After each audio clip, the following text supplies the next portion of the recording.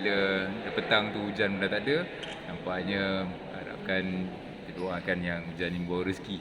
Rezeki untuk FGV dan juga rezeki kepada negara kita lah, supaya kita boleh terus maju ke hadapan. Ya, boleh ceritakan tak mengenai isu bekalan makanan lah, food security sekarang ni. Jadi, apakah langkah-langkah yang dibuat oleh kerajaan pada hari ini adalah yang terbaik untuk menyelamatkan isu bekalan tu, tapi mungkin ada cadangan daripada pihak FGV untuk kerajaan untuk saling gambling tenaga. So di dalam keluarga Felda kita mempunyai akses kepada tanah lebih daripada 1 juta hektar. Ya. Di atas tanah-tanah ni macam-macam boleh kita buat lah. Ya. Jadi terutama sekali sekarang sebenarnya agenda security, keselamatan makanan negara adalah agenda yang tertinggi sekali ya. Jadi peluang untuk FGV untuk menjadi syarikat yang menerujui agenda makanan negara ini amatlah bertepatan. Ya. Jadi di FGV selain daripada penjagaan peradangan, ya, kita pun ada penjagaan gula, ya, dan penjagaan yang paling baru sekali yang kita ada namakannya pertanian bersepadu, di mana kita jadi off taker untuk pisang, untuk nenas, untuk beras ya, untuk kita boleh jual kepada rakyat-rakyat Malaysia melalui distribution network yang kita dah ada sekarang. Jadi distribution network yang kita ada ni telah janakan ya, semenjak saji ya menjadi minyak yang paling popular ya di Malaysia ini ya, dengan pegangan pasaran lebih 47%. Ya. Jadi untuk FGV menjual barang-barang lain ya, semua barang-barang ni boleh terus masuk ke atas distribution network kita yang sedia ada. Ya, itu yang meletakkan FGV sebagai syarikat yang amat strategik untuk menerujui agenda keselamatan makanan negara. Jadi okey, katalah antara pemilik tanah dengan apa yang boleh diusahakan di atas tanah tu. So sebagai contoh, FGV sekarang ni adalah pemain utama di dalam program SPB ataupun sawah berskala besar, di mana FGV memberikan input-input pertanian dan juga kepakaran kepada petani-petani untuk menanam padi yang variannya adalah padi wangi. Ya. So jadi FGV akan menjadi off taker ya, selepas padi ini dituai ya, supaya petani-petani ini tiada masalah untuk mencari pembeli untuk padi-padi yang telah dituai. Ya, jadi secara amnya tiada risiko untuk market bagi pihak petani-petani.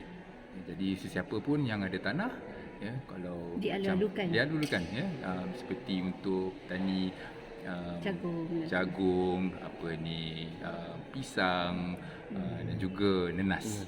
Ya. Jadi yang ni untuk ya, sebagai syarikat peladangan kelapa sawit, kami pun boleh mengeluarkan sirung. Jadi sirung kelapa sawit ni boleh dibuat makanan ternakan ya, seperti untuk lembu, kambing dan juga ayam. Jadi apa ni untuk kuantiti yang diperlukan oleh negara, kepada analisa kami ni mungkin tidak mencukupi ya, sebab syarikat negara pun tidak mengeluarkan bijiran ya, yang mencukupi.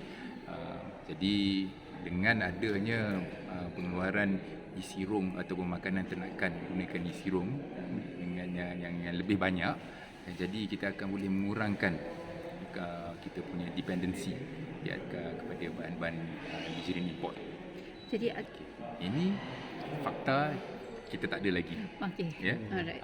Tapi daripada aspek pengeluaran makanan ya, untuk yang berasaskan daripada isirung kelapa sawit, kami nampak ada peningkatan penggunaannya ya, daripada lebih kurang 35,000 metrik tan pada tahun lepas. Sekarang ni kami sasarkan ya, penjualan untuk bekalan makanan berasaskan sirum meningkat ke lebih kurang 70,000 metrik tan untuk tahun ini. So nampaknya disebabkan ke apa ni di unavailability ataupun tiada produk-produk di dalam pasaran menyebabkan petani-petani yang dia akan mengalih mereka punya sumber makanan kepada produk-produk makanan ternakan yang berasaskan sirum. Jadi nak Kalau kita tengok siapa-siapa yang sekarang mengendalikan ladang-ladang kelapa sawit boleh mendapatkan pulangannya lumayan ya. Dan kami di FGV juga telah banyak menggalakkan orang untuk bekerja di ladang ya. Gaji yang kami dapat tawarkan pun tinggi, lebih daripada RM2,000 sebulan ya. Jadi kalau orang yang berada di bandar-bandar ni ya, yang susah untuk mencari pekerjaan ya, ataupun kos sara hidup di bandar dah tinggi, baiklah pergi ke ladang sekarang Mungkin ni saya rasa kena perbanyakkan success story daripada ladang tu untuk menggalakkan orang datang. Boleh minta komen untuk India control export import untuk gula. So pengeluaran gula yang dikeluarkan oleh kilang-kilang kami ini cukup untuk pasaran di Malaysia dan juga pasaran-pasaran di sekitar Asia ni lah. Jadi India tidak akan menjejaskan penjualan gula kami lah. So akan ada kenaikan harga untuk produk-produk FGV dan tahun ini. Sekarang ni yang harga yang ni harga minyak kelapa sawit lah. Kan? Ya. Naik berapa? So harga minyak kelapa sawit yang telah di blend dengan minyak lain, kita tengok brand-brand kami seperti Adela harga lebih kurang RM5,000 ya. Kalau minyak yang 100% yang 100% daripada minyak kelapa sawit, ini adalah minyak yang telah disubsidikan ya. Jadi kami menjual macam botol 5 kilo, 5 kilo RM27, RM29 botol. Betulkah ada yang kata tak nak guna paket dah pakai? dengar ada hura-hura yang mengatakan yang minyak paket akan dihapuskan secara beransur-ansur. Sebab tu banyak pasar raya dah mula tak menjual lah. Dia lebih kepada minyak botol. Adakah minyak yang paket tu adalah minyak 1 kilo yang telah diberikan subsidi untuk membeli subsidi jualan, harga jualan. Saya pun tak dengar yang diorang tak nak jual lagi yang minyak dekat dalam paket ni lah ya. Tapi so far tak ada dengar apa-apa lagi cerita lah. Okey, rasa itu saja. Okey, Saya ada sampai dekat saya. je. Tak dekat. Dah habis lah. Raya daripada pukul 9 tadi. Bawa 1 kotak penuh. Kan? Okey, berapa Mungkin satu saya nak tambah dah tadi kan. Boleh. Boleh tambah sekali. Saya tambah sekali tentang peranan FGV dengan Felda di mana FGV memproses lebih daripada 70% buah yang diperlukan oleh kilang-kilang minyak sawit kita. 70% daripada buah yang diproses di kilang sawit kita ni datang daripada pokok-pokok kecil. Hanya 30% je daripada buah yang diproses di dalam kilang-kilang FGV datang daripada ladang kami sendiri. Okey.